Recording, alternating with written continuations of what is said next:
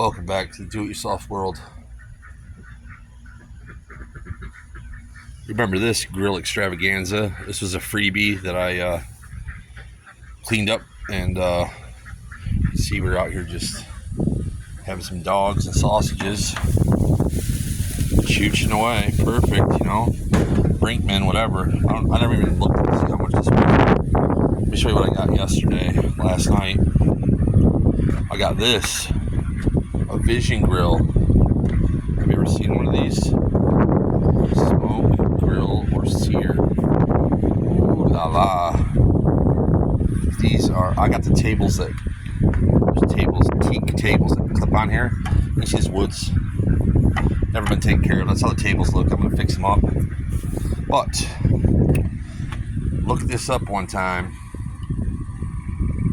Let's see how much this is. And then you'll be like, what the? See, it's heavy. It's like a freaking, like a kiln. It's like lined. You can see all this debris or whatever.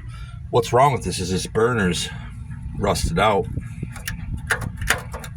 You can see. But that liner's good. All this stuff will clean up just fine. So all I got to do is get on Amazon and buy a burner and do a little cleaning. And we'll have another amazing grill.